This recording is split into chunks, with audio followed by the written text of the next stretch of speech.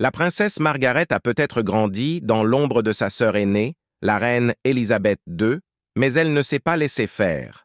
Dès son adolescence, la jeune, belle et élégante princesse faisait parler d'elle. Et pas pour les bonnes raisons. De ses goûts scandaleux en matière de chambre à sa fin tragique, la vie de Margaret était loin d'un conte de fées. Rejoignez-nous pour découvrir la vie dramatique et la fin tragique de la princesse Margaret et de son mari. La princesse Margaret est née le 21 août 1930 au château de Glamis en Écosse. Cependant, ses premières années étaient différentes de ce que beaucoup pourraient imaginer. En effet, Margaret n'était pas directement en ligne pour le trône. Son père était un fils cadet du roi d'Angleterre, et la famille ne s'attendait pas à monter sur le trône. Mais tout a changé rapidement. Quand Margaret n'avait que 5 ans, la fortune de sa famille a changé de manière spectaculaire. Son oncle est devenu le roi Édouard VIII, mais a abdiqué pour épouser Wallis Simpson.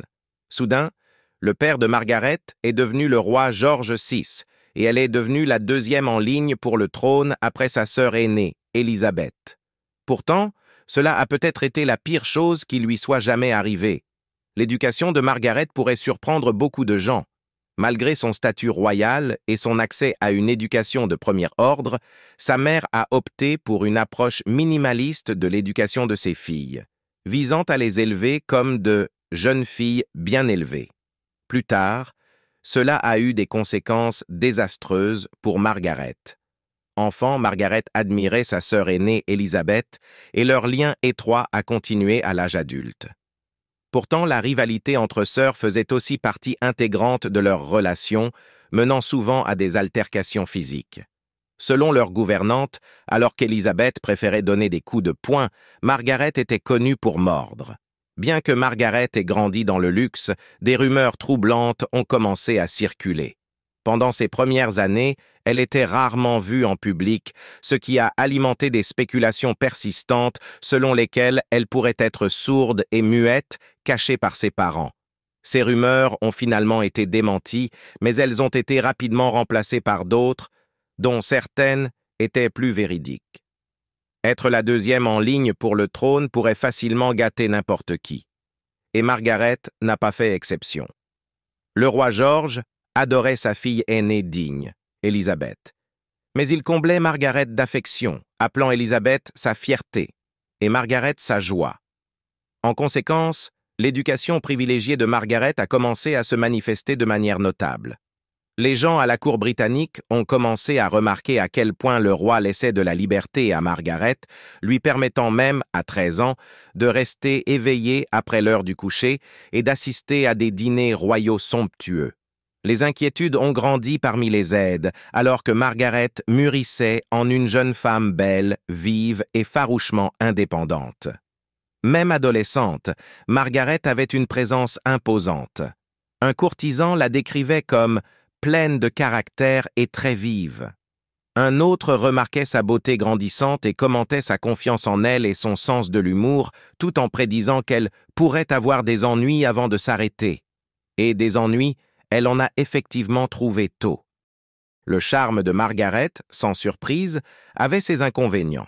Sa gouvernante, Marion Crawford, croyait que Margaret cherchait souvent à attirer l'attention, surtout pour éclipser sa sœur plus importante, Élisabeth. Pour gérer cela, Crawford avait un jour écrit à un ami, suggérant avec humour « Pourriez-vous n'inviter que la princesse Élisabeth à votre fête cette année ?» espérant empêcher Margaret de voler la vedette.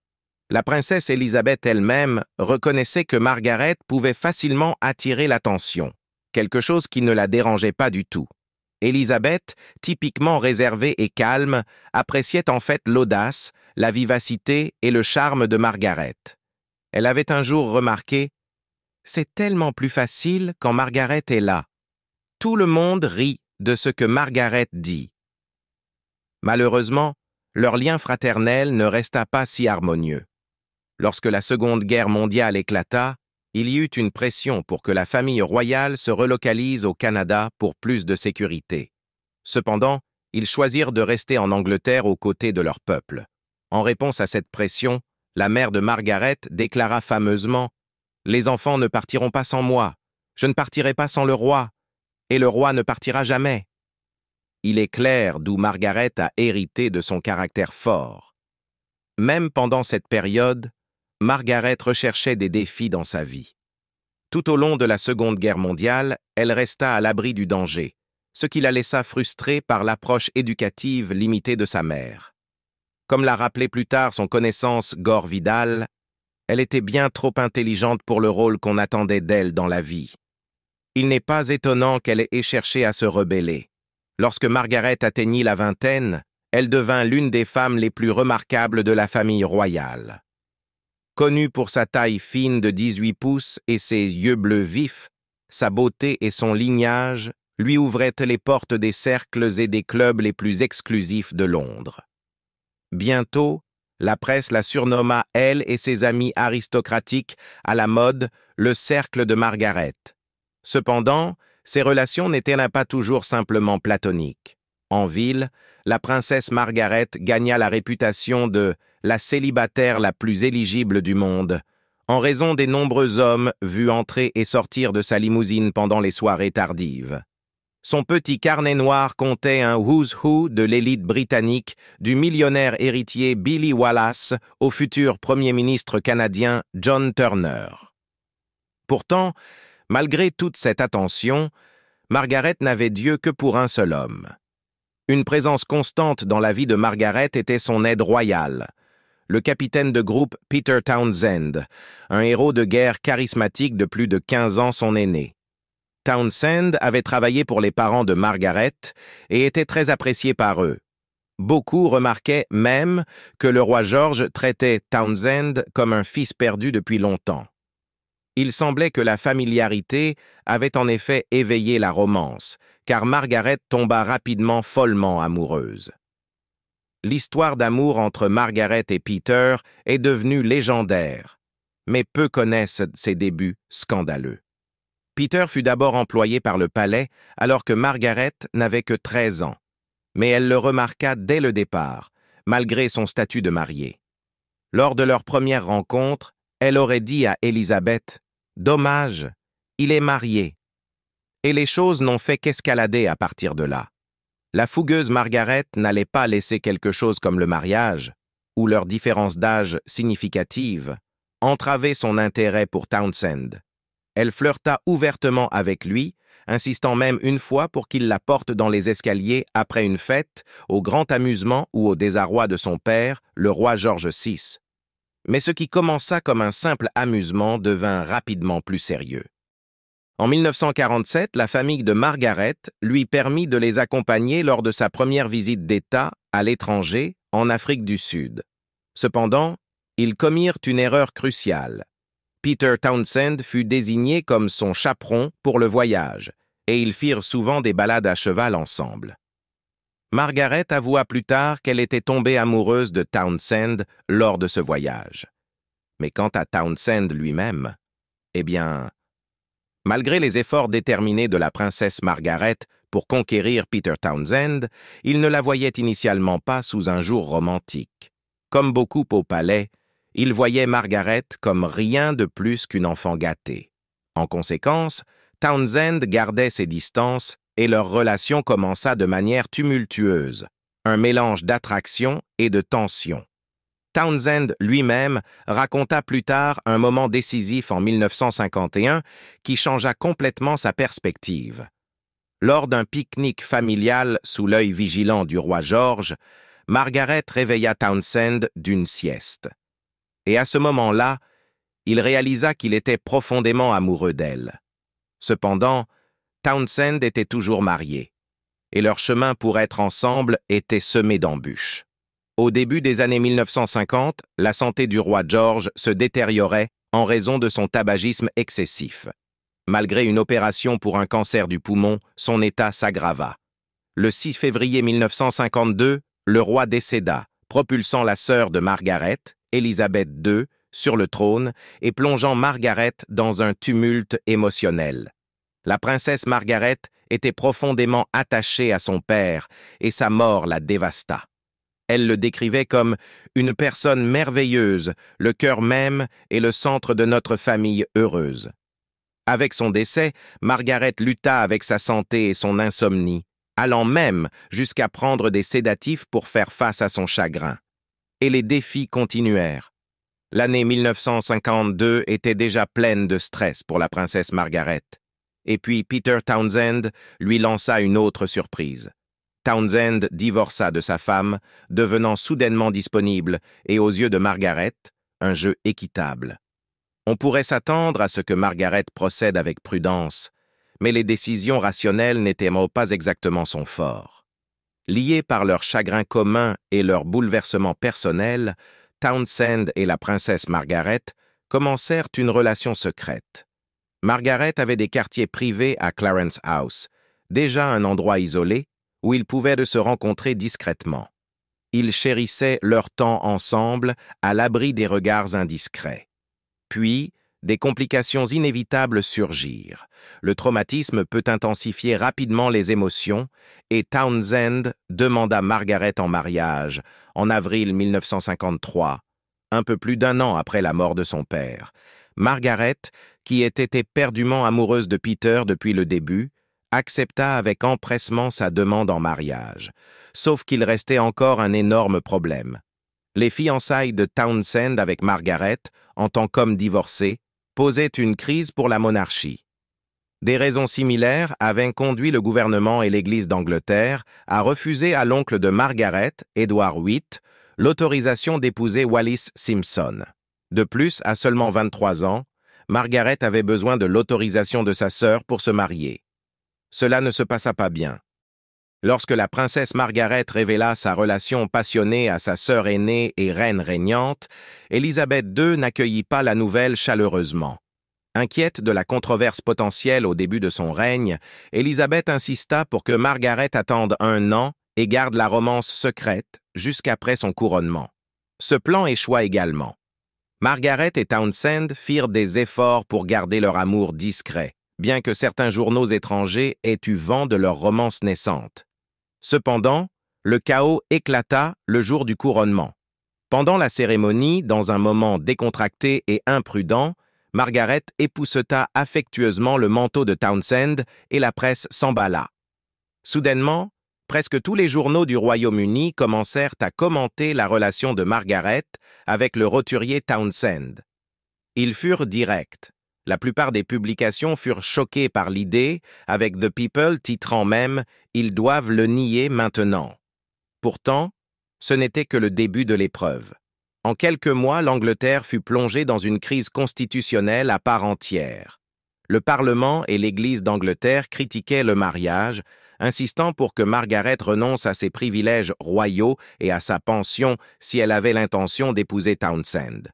Au sein du cercle intérieur de Buckingham Palace, les tensions étaient encore plus fortes. La famille royale de Margaret était profondément divisée par cette romance d'enfance. Le prince Philippe, mari d'Élisabeth, s'opposa fermement à ce que Townsend rejoigne la famille et fit clairement connaître ses objections. Élisabeth elle-même voulait le bonheur de sa sœur, mais se sentait contrainte par la tradition et ne pouvait approuver le mariage. Au lieu de cela, ils élaborèrent un plan désespéré. Pour donner plus de temps à Margaret, Élisabeth supplia sa sœur d'attendre jusqu'à ses 25 ans, moment où elle n'aurait plus besoin de l'autorisation royale pour se marier. Si les sentiments de Margaret pour Townsend persistaient, ils pourraient alors se marier, évitant ainsi une crise pour Élisabeth. Cela semblait être la solution parfaite, mais en réalité, ce fut un désastre.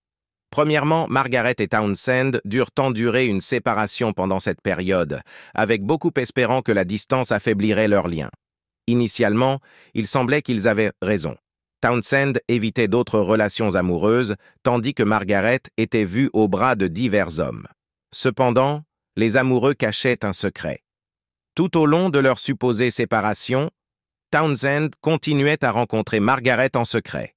Ils voyageaient du continent pour passer des nuits et des week-ends dans leur ancien nid d'amour à Clarence House ou restaient chez des amis pour rester discrets. Puis, le jour tant attendu arriva.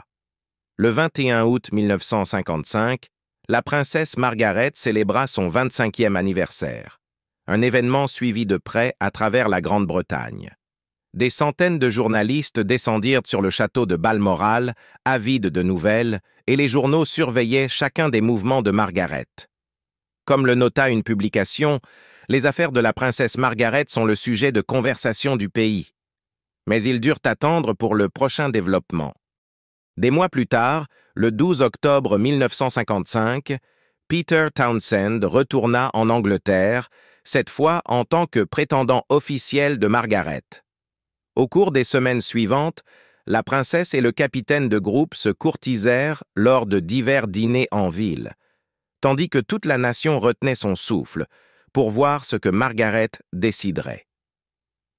À la fin, ce fut une déception tragique. Après des semaines de spéculation, aucune fiançaille ne s'était matérialisée. Puis Margaret lâcha une bombe. Le 31 octobre, elle publia une déclaration officielle disant « J'ai décidé de ne pas épouser le capitaine de groupe Peter Townsend ». Après une romance aussi tourbillonnante, le public fut choqué et se demandait quelles étaient ses raisons. Mais nous avons maintenant quelques éclaircissements à ce sujet. L'un des plus grands mythes entourant la séparation de Margaret et Townsend est que la reine Élisabeth II était responsable de leur rupture. Cela ne pourrait pas être plus éloigné de la vérité. Les documents officiels montrent qu'elle travaillait activement à changer les politiques pour faciliter le mariage de sa sœur. En réalité, la vraie raison était bien plus déchirante. Bien que certains détails du scandale restent enveloppés de mystère, une chose est claire. Margaret ne croyait pas pouvoir s'adapter à la vie en tant que civile. Épouser Townsend aurait signifié renoncer à son allocation royale, et il n'aurait pas pu subvenir à leurs besoins avec son seul revenu. Malgré cette préoccupation pratique, le fardeau émotionnel était immense, et les actions ultérieures de Margaret n'ont fait qu'ajouter au tumulte. Beaucoup doutaient que Margaret se marie après s'être séparée de Townsend. Elle avait attendu si longtemps que la plupart des hommes éligibles étaient déjà pris. Mais elle surprit tout le monde. Peu après avoir mis fin à sa relation avec Townsend, Margaret se rapprocha de son vieil ami Billy Wallace, acceptant même sa demande en mariage. Malheureusement, cela se termina encore par un chagrin. Wallace n'était pas le meilleur choix comme relation de secours. Il qualifia la relation de Margaret avec Townsend de « sottise de jeune fille qui a mal tourné », montrant son insécurité. Pire encore, il trompa Margaret lors d'un voyage aux Bahamas. Margaret mit fin à la relation en découvrant cette trahison, mais ses malheurs amoureux étaient loin d'être terminés. En 1958, Margaret rencontra Anthony Armstrong Jones, un photographe bohème et mondain, lors d'un dîner. Il semblait incarner tout ce qu'elle cherchait chez un partenaire, charismatique, aventureux et provocateur envers l'establishment. Ils se lancèrent dans une relation passionnée et secrète qui s'intensifia rapidement, peut-être trop rapidement. En octobre 1959, Armstrong Jones demanda la princesse Margaret en mariage avec une magnifique bague en rubis ornée de diamants en forme de bouton de rose. Pour la troisième fois connue du public, Margaret accepta une demande en mariage. Pourtant, derrière sa décision se cachait une motivation glaçante. Margaret ne pouvait pas tout à fait laisser tomber ses sentiments pour Peter Townsend. Ironiquement, elle accepta la demande en mariage d'Anthony Armstrong Jones le jour après avoir appris que Townsend prévoyait d'épouser une belle femme belge nommée Marie-Luce Jamagne. Cela ressemblait à un geste désespéré de la part de Margaret, mais l'histoire prit un tournant encore plus étrange. Townsend, semble-t-il, n'avait peut-être pas non plus tourné la page de Margaret. Étrangement, Marie-Luce ressemblait étrangement à Margaret. Le même long visage ovale, les cheveux foncés et les yeux captivants. Malgré ce rebondissement, Margaret et Peter semblaient avoir tourné la page pour de bon. Ou pas? Néanmoins, Margaret se précipita dans ce qui semblait être un mariage voué à l'échec. Le 6 mai 1960, la princesse Margaret marcha dans l'allée de l'abbaye de Westminster, épousant Armstrong Jones lors d'une cérémonie somptueuse. Fidèle à sa réputation de pionnière de la mode, Margaret portait une robe de Norman Hartnell et la magnifique tiare Poltimore. Pourtant, malgré la grandeur, quelque chose de crucial manquait. Les observateurs notèrent une absence notable au mariage de Margaret. Peu de membres de la royauté étrangère y assistèrent. Ils refusèrent de reconnaître l'union de Margaret avec un simple photographe, seule la reine Ingrid de Danemark étant présente parmi les nobles invités non directement liés à Margaret. Ce manque de soutien était un signe avant-coureur. Le mariage de la princesse Margaret semblait idyllique en surface. Son ancien amant potentiel, Colin Tennant, offrit même au couple un terrain sur son île privée des Caraïbes, Mustique, qui devint rapidement l'un des refuges préférés de Margaret. Cela dit, je suis aussi ouvert à recevoir des terres tropicales de la part d'Aix. Au début, les apparitions publiques du couple peignaient un tableau idyllique. Malgré la réticence d'Armstrong Jones à accepter un titre, ils devinrent finalement la comtesse et le comte de Snowdon. En 1964, ils accueillirent 2 enfants, David et Sarah. Cependant, à huis clos, leur relation se dégradait. En réalité, le mariage des Snowdon était rempli de dysfonctionnements dignes d'une télé-réalité. Anthony, ouvertement bisexuel, poursuivait de nombreuses relations romantiques sans retenue. Comme l'un de ses amis plaisanta, si ça bougeait, il le poursuivait. L'infidélité semblait le suivre depuis les premiers jours de leur mariage. De plus, leurs personnalités et objectifs relationnels divergeaient considérablement.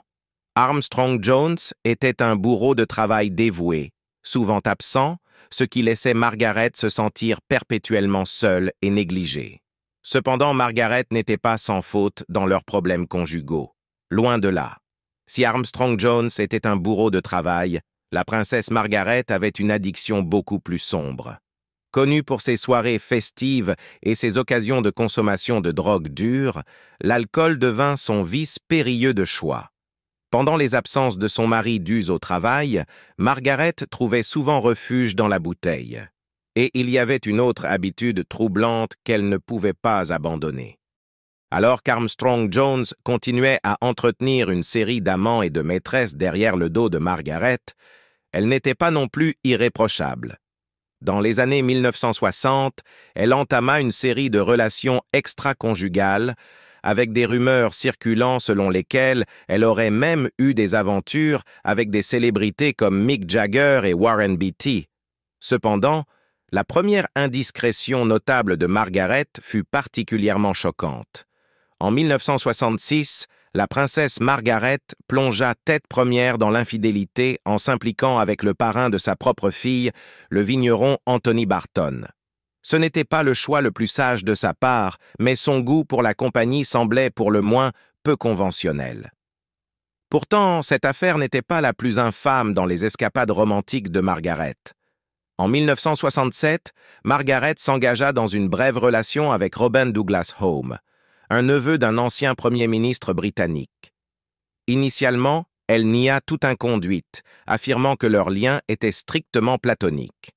Cependant, lorsque ses lettres d'amour à lui firent en surface, exposant ses mensonges, la vérité éclata au grand jour. Et commença alors un chapitre encore plus chaotique de sa vie personnelle. Finalement, la princesse Margaret avait de bonnes raisons de nier son aventure avec Robin Douglas Home, compte tenu de la tournure tragique des événements. Après leur rupture, Douglas Home ne se remit jamais et se suicida tragiquement 18 mois plus tard.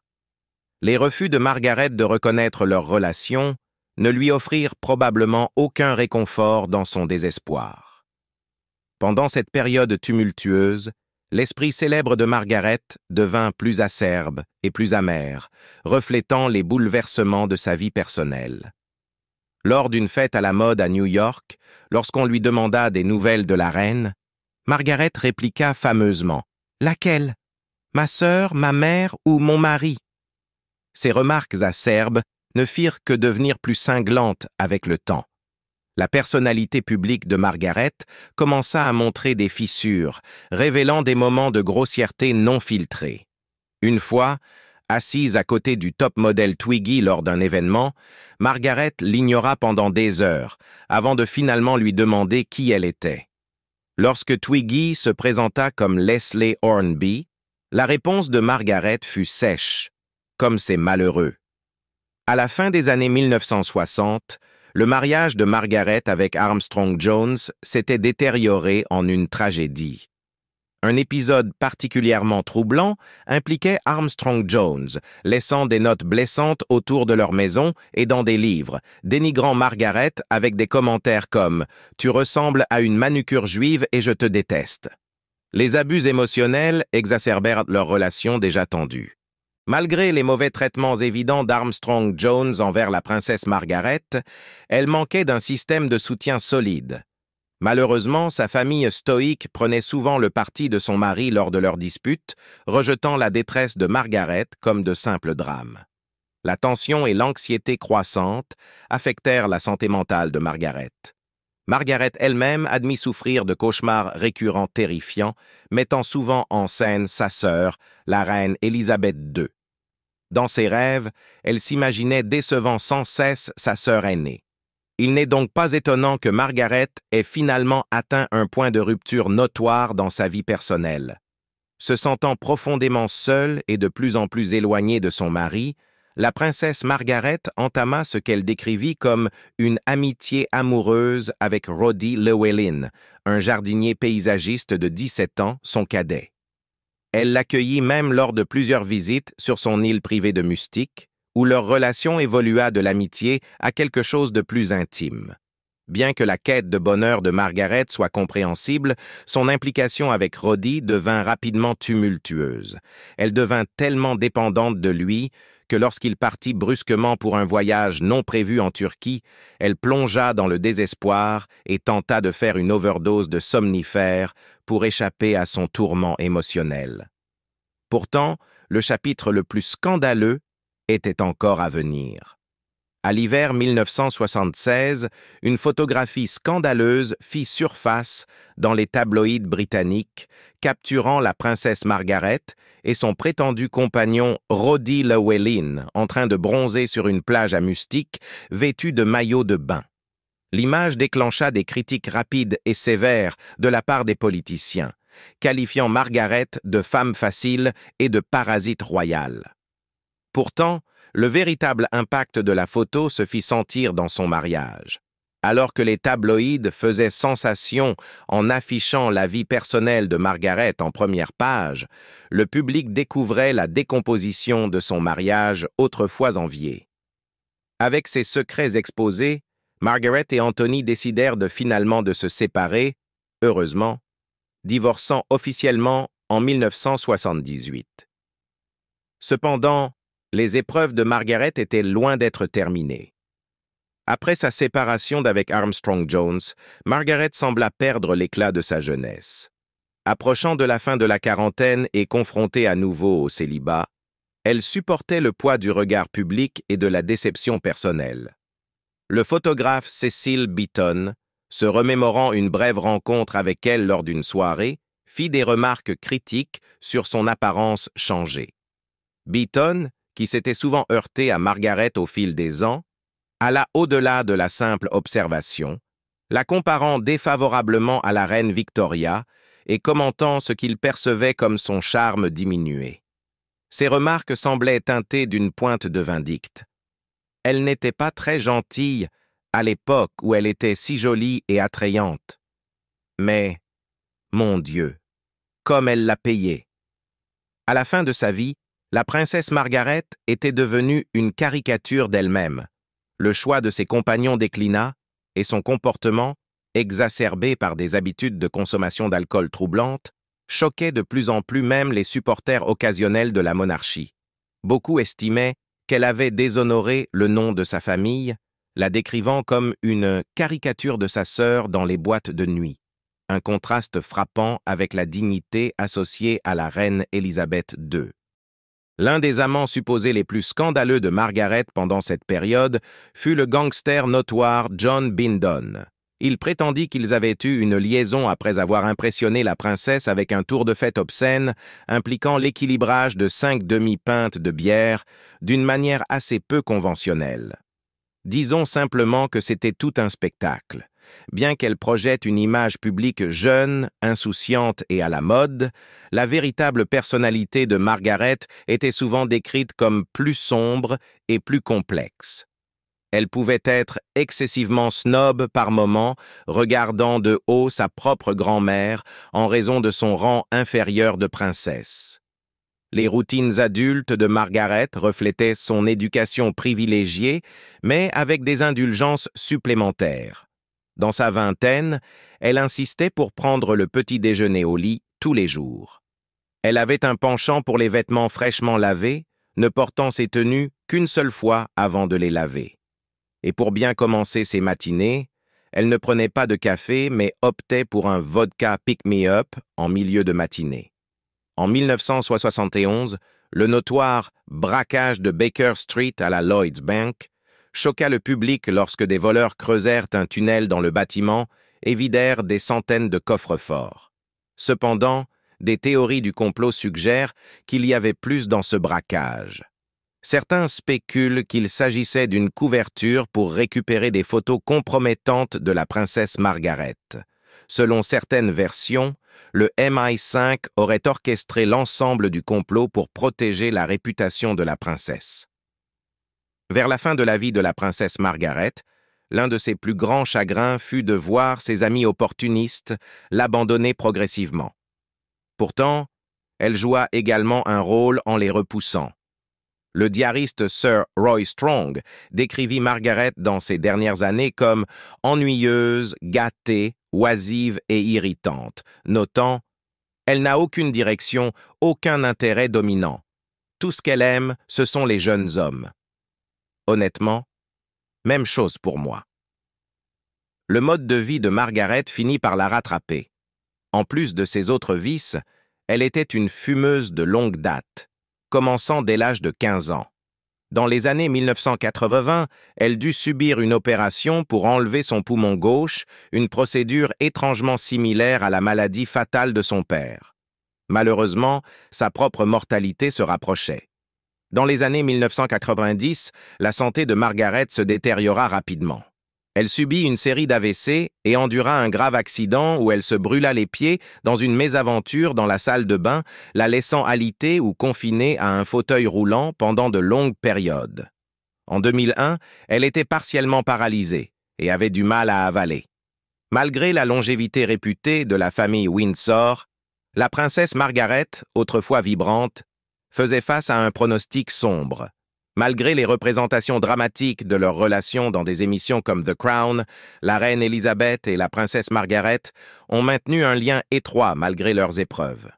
À un moment donné, Margaret avait même installé une ligne téléphonique directe entre sa résidence au palais de Kensington et les appartements d'Elisabeth à Buckingham Palace pour s'assurer qu'elle puisse toujours communiquer facilement. La princesse Margaret était connue pour son esprit et son informalité, mais elle avait aussi ses moments ordinaires. Selon sa gouvernante, ses remarques impulsives et pleines d'esprit faisaient souvent les gros titres, mais sorties de leur contexte, elle créait une image publique déformée qui différait de la Margaret que nous connaissions. Bien que nous la connaissions sous le nom de princesse Margaret, au sein de la famille royale soudée, les surnoms étaient courants. Tandis qu'Élisabeth était affectueusement appelée Lilibet, Margaret était souvent surnommée Margot. Fait intéressant, la princesse Margaret a failli avoir un nom complètement différent. Au départ, sa mère souhaitait la nommer Anne et insistait sur ce choix. Cependant, le roi George, son mari, n'était pas enthousiasmé par ce nom et finit par le rejeter. Le 9 février 2002, la princesse Margaret décéda à l'âge de 71 ans à l'hôpital King Edward VII, après avoir lutté contre de multiples maladies pendant un certain temps. Sa disparition revêtait une signification poignante, car elle survint seulement 3 jours après le 50e anniversaire de la mort du roi George VI. Alors que les luttes de la princesse Margaret avec l'alcool et les relations s'intensifiaient, elle développa des habitudes notables. La rumeur dit qu'elle était devenue tellement habituée à fumer et à boire qu'elle aurait collé des boîtes d'allumettes à ses verres à whisky pour accéder plus facilement à ses 2 vices. Ce n'était peut-être pas digne, mais cela montrait certainement de la débrouillardise. Tard dans la vie de la princesse Margaret, les gens se demandaient encore si elle gardait une flamme pour son séduisant capitaine de groupe Peter Townsend après toutes ces années. Peu de gens connaissent la véritable histoire. Même après leur annonce officielle et leur rupture, le couple se voyait de temps en temps, bien qu'ils aient juré que c'était uniquement en toute amitié. Mais il y a plus. Bien que la princesse Margaret et le capitaine de groupe Peter Townsend aient maintenu qu'ils étaient seulement amis dans les décennies suivant leur romance, Margaret fit une dernière visite à Townsend en 1992, quelques années seulement avant sa mort, indiquant qu'ils restaient en contact. La vérité complète de leur relation ne sera peut-être connue que bien plus tard. Leurs lettres d'amour doivent être publiées par le palais 100 ans après la naissance de Margaret, en 2030. Même après sa mort, la princesse Margaret ne pouvait échapper à l'héritage tumultueux de son mariage avec Anthony Armstrong-Jones. En 2004, un rapport scandaleux émergea, alléguant que seulement 3 semaines après son mariage avec Margaret, Armstrong-Jones avait engendré une fille illégitime, avec une maîtresse avec laquelle il était impliqué pendant leur fiançailles. Et la saga ne s'arrêta pas là. Initialement, Armstrong-Jones nia véhémentement la paternité, malgré les affirmations de la fille, Polly Fry, qui affirmait par un test ADN qu'il était bien son père. Cependant, 4 ans plus tard, il finit par admettre la vérité. C'était une épilogue amère à un mariage déjà marqué par les turbulences et la déception pour la princesse Margaret. Malgré les défis auxquels elle a été confrontée, Margaret est restée une figure de fascination jusqu'à sa mort en 2002, son histoire étant emblématique des complexités au sein de la famille royale. Quels aspects de la vie et de l'héritage de la princesse Margaret trouvez-vous les plus captivants? Partagez vos réflexions ci-dessous pour nous le faire savoir. N'oubliez pas d'aimer et de vous abonner pour plus d'aperçus captivants sur la vie et les moments de la princesse Margaret. À la prochaine fois!